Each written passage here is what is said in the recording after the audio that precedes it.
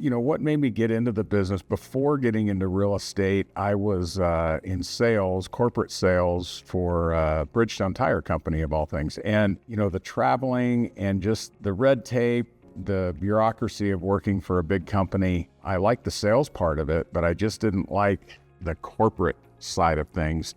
So in 1999, I decided to end that career, cashed out, I think, $20,000 that was in my 401k and said, okay, I'm going to go sell real estate. And I started off just doing land and, did land until probably about 2007, 2008, when the market crashed, especially in the land side of things. It just shut down, and decided to get into residential real estate. Well, of course, at that time, that was during the 2008 financial crisis. And, all the foreclosures and this new thing that was called short sales, I decided, well, maybe I should try my hand at doing residential real estate. That 2008 financial crisis is really what got me into the residential side. At that time, we had just spent a ton of money on our dream home. I was making a really good money in the land business. And we took pretty much everything I'd earned, put it into a house, and then the market crashed. Everything stopped. So I got into residential real estate, focusing on short sales. Went through all the necessary training and all that to help people through the short sale process. The first house that I ever sold was my own home as a short sale. So I got to experience firsthand the stress and everything that goes along with, not only selling your home, but selling it for less money than what was owed on it. So we were able to avoid foreclosure. However, it was a really tough time, obviously, emotionally, when you have to tell your kids that you're going to be moving to a different neighborhood. Of course, your thoughts are, how do I keep them in the same school district and so forth. So basically what ended up happening is I started focusing on helping people through short sales.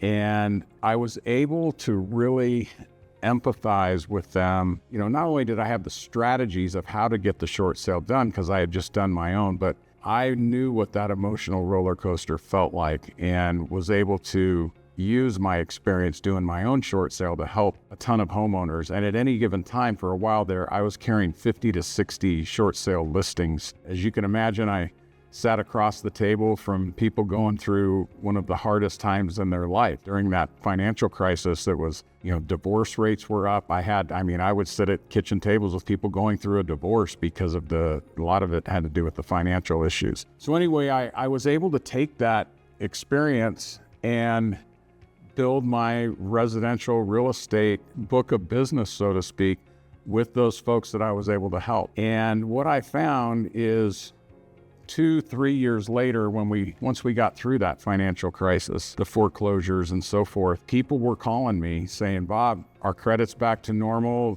We've never forgotten how you helped us avoid foreclosure. We'd like to help you, have you help us find a house. That's really how my business kind of started in residential.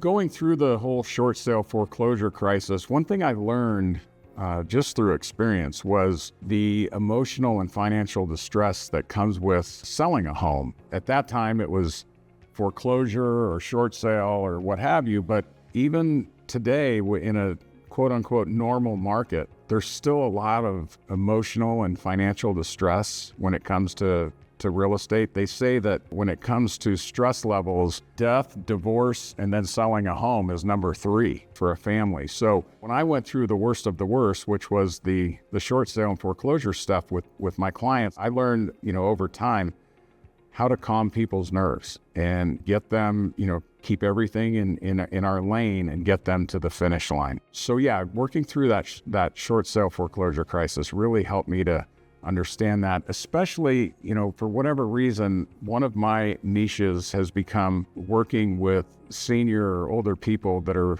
downsizing, that have been in that 3,000 square foot home. They've raised their kids. The kids are gone. They don't want all of the added expense and everything that goes along with that big home. But for them, some of these people have owned these homes 20, 30, 40, 50 years. Okay. So all their memories are in that house. Everything most of their life was built around, in that home.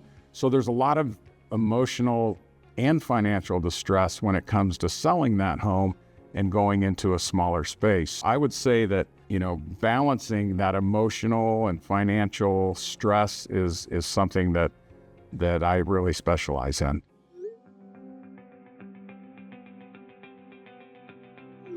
Community and connection. I would say connection is definitely number one on my list. For any of my clients that are watching this now, you've probably been to one of my infamous Super Bowl parties, or my taco truck that I have comes to my house. All of my client/friend events that I've held over the years, and there's been many, they've always, for the most part, been at my home, because I really, truly do feel like my clients, most of my clients become friends. As a matter of fact, one of our very close friends for my wife and I are a couple that I've sold a few homes to. And a lot of you that are watching this right now, if you're a client of mine, you know what I'm talking about. But yeah, I know it sounds like an old cliche, but I truly do treat my clients as just as if they're family, okay? Which really kind of goes along with the whole real estate dad thing. A lot of people will ask, how'd you end up with your real estate dad as your brand or your logo, what have you? And quick story on that, one of my dear friends and my lender partner, Lizzie Hofer, we were talking one day and she brought it up and said, Bob, you're like a real estate dad. You give good advice as if you're talking to your own kids, and you take out the drama and the fluff and everything else. And so I started asking some of my, clients, what do you think about this real estate dad thing? Because I thought, people are going to think that, you're just a boomer. You only work with older people or whatever. I'm not a kid or what, but everyone loved it. They were like, that's even my clients that are older than me were like, holy crap, that is perfect for what you do. And looking back on it now over the years, I've had several cases where I've handled real estate transactions for kids of clients that I've sold homes to before. And I can't tell you how many times that when I'm showing them, condos or first-time home buyer type product, I'll tell them and I'll tell the parents, hey, I'm not going to put you anywhere that I wouldn't put my own kids in, and that's just kind of come naturally to me. I sleep well at night because I know that I have connections and relationships out there that are near and dear to my heart.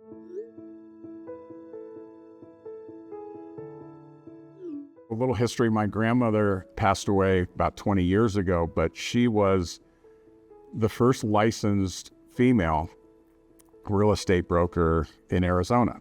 And she had an amazing career, mainly focused in North Central Phoenix, as just being a great agent back in the 50s, 60s, 70s. My mom followed in her footsteps. She wasn't as crazy about the business as my grandmother was, but she went through it. So growing up as a kid, I got to spend a lot of time with my mom going to open houses and showing homes with people, especially if it was someone she'd never met before, especially when I was in high school. She'd bring me along just as kind of her bodyguard. So I grew up in the business. My stepfather was owned a construction company and built new homes and did a lot of remodeling, luxury type high-end homes and remodeling. So in the summers, I would work for him, doing everything from stripping roofs off to just doing general job cleanup to working for a painting crew one summer. But I learned the construction trade. But more importantly, what I learned watching them growing up was the importance of communication and just being transparent and honest and developing these relationships with clients. I watched firsthand how they built their businesses by referral, other clients referring them and so forth. They weren't doing any advertising or anything like that. It was just word of mouth. And I just learned a ton about, keeping your word and working hard for people and doing business from the heart.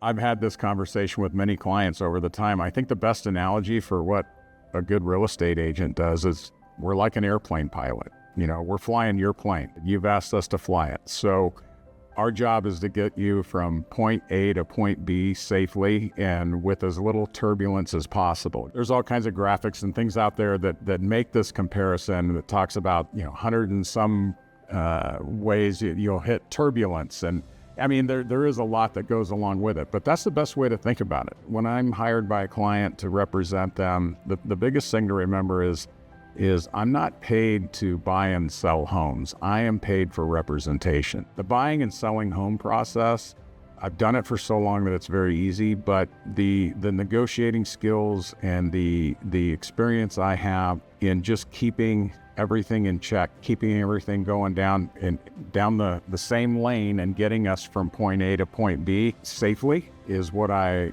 specialize in. And there's another, going along with that analogy, if you were going to get on an airplane right now and fly you and your family across the country, would you want to hire the guy that just got his pilot's license a year or two ago, or the guy that's been flying planes for 26 years? And, kind of becomes a no-brainer at that point.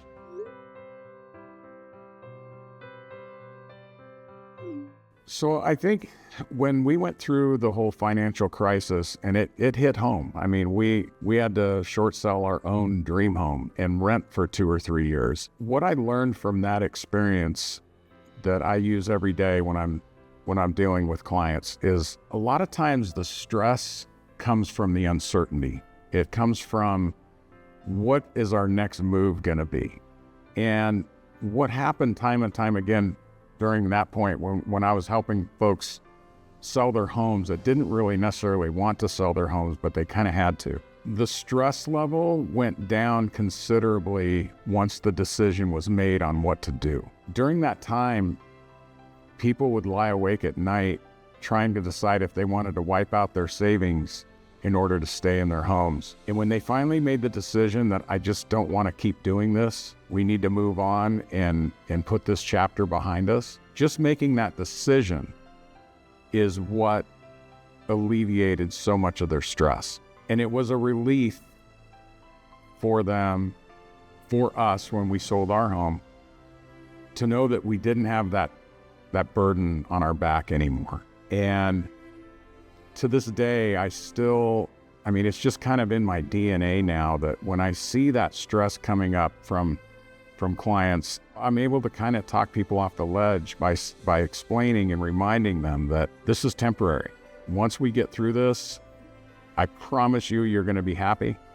And 99 times out of 100, they are. So I would say just going through all that myself has really allowed me to be a lot more empathetic and understanding of the stresses involved with buying and selling a home, and been able to put that to good use, in my career.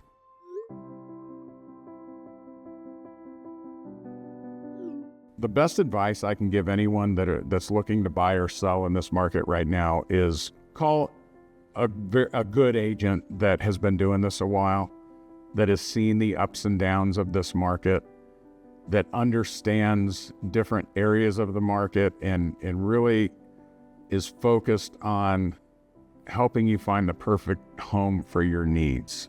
Amateur hour is over, okay? We've got a lot of real estate agents that have left the industry or are in the process of it because, we're not in a market anymore where it's like shooting fish in a barrel. You actually have to show value to your clients. All of the information at everyone's fingertips right now. You just need to hire someone that's been doing this a while, that understands the nuances, and especially someone that's good at negotiating.